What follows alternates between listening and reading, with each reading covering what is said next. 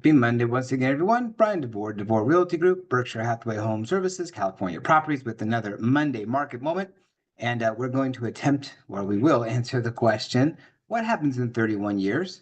Well, a lot could happen in 31 years, but with respect to real estate, we'll get to that in just a moment. First, let's look at the latest stats. Right now, we have 6,089 homes for sale throughout San Diego County. It's an increase of 151. We are now over 6,000 homes for sale. That's the highest it's been since COVID. We weren't sure if we were going to get back to that level, but we are back to that level and could be climbing even higher. Median list price of those homes, $989,900. Average days on market, 47. Meanwhile, we have 2,275 homes in escrow, 54 less than we had last week, with a median list price of $889,900. Average days on market, 30. Months of inventory is eclipsing 3 again. We were below 3 for a little while. We're now above 3 months, 3.08. That means we are in a balanced market. Anything below 3 months would be a seller's market. We're creeping into a more balanced market between buyers and sellers. Still a little bit more towards sellers, but not by much. Here's a chart showing total actives and total pendings. You can see the big disparity between the two. What happened last week? We saw 944 homes come on the market. It's an increase of 80 versus last week, almost 10% more. Median list price, $937,499. New pendings, 382. We saw a decrease in the number of homes that came on the market versus the week prior, down by 24, with a median list price of $899. And then average days on market of those homes, 24 days, 3 fewer than the week before. So those homes sold faster as an average versus the ones that went pending the week before. New pendings listed within the last week, 26, and within the last 2 weeks, 138. 7% of homes sold in a week or less of coming on the market. So demand is kind of hot for that new inventory that first comes on the market that looks really good. And that's higher than it's been in quite a while. While 36%, just over a third of the homes sell in 2 weeks or less. How many homes closed escrow last week? 402, increase of 56 versus last week. Median list price, $904,500, and the median sales price, $900,769, both lower than it was the week before. Average days on market, 25. The least expensive sale was in Kearny Mesa. As a manufactured home for $165,000, and for a first time ever in the Monday market moment, which we've been doing now for over 5 years, we had a tie for the most expensive sale. Both of them closed for $17,500,000. One was in La Jolla, one was in Rancho Santa Fe.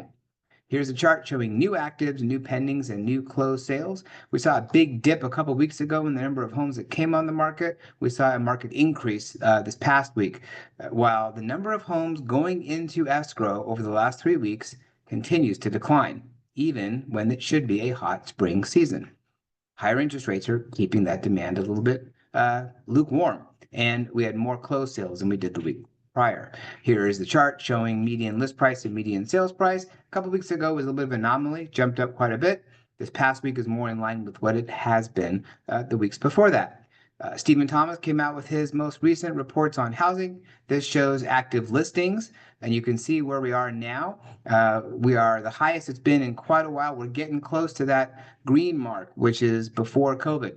And in fact, we have more homes on the market now than we did in the beginning of those years. And again, big disparity between the number of homes on the market now versus last year. Look at that huge delta between those 2 years. Quite a big difference. Homes are piling on the market as people are putting them on the market.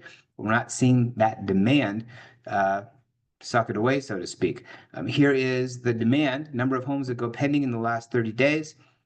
We are back up a little bit to that blue line, 2023. Getting close to the 2024, a little bit of help when rates came down, but as we saw in the charts before that, 3 consecutive weeks of fewer homes going into escrow.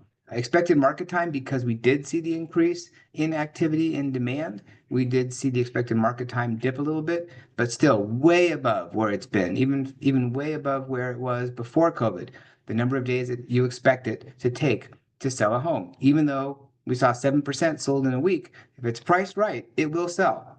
And even if you have to do a little bit of a price reduction, but if you are overpriced by by enough, it's going to take quite a bit to sell. Okay.